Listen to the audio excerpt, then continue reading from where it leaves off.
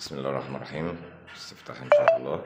دي بداية اعمال هتبقى في شقة في تقسيم محمد علي مريوطية هرم. نموذج هنتفرج على الشغل. احنا واخدين الشغل كده نص تشطيب يعتبر، هيبقى فيه تعديلات علشان فيه شغل مش مظبوط، هنعيد شغله من جديد. البادي بتاعنا داخل من الباب الريسبشن. طبعا مخلفات الاعمال بتاعة العمارة كلها شكلها اترمت هنا.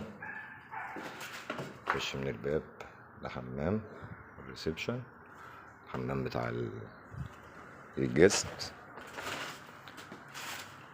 ده حق الكهرباء، الشغل بتاعنا.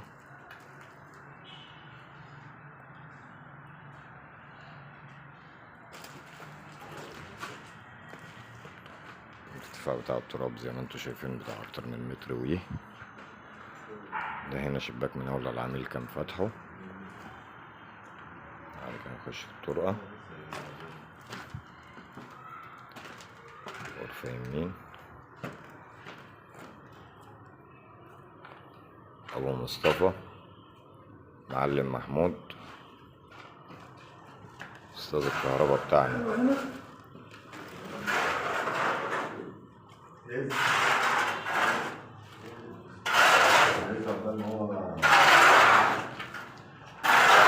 الشباك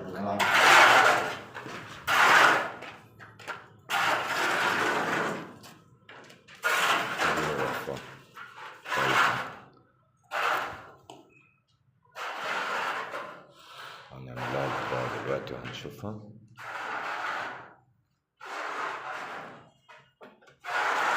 ده هنا كده الحمام. ده هنا هم عاملين صرف غسالة مع صرف حوض وبانيو داخلي، المكان بتاعه داخلي. وهنا القعدة وهنا السخان.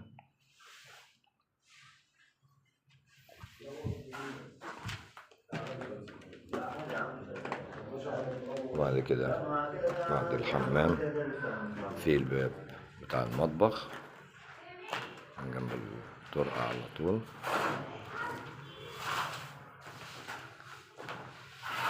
خش كده ده المطبخ.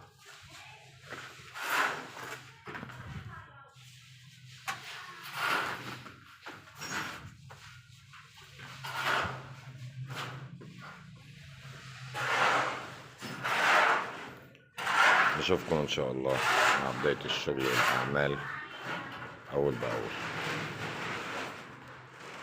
ابو مصطفى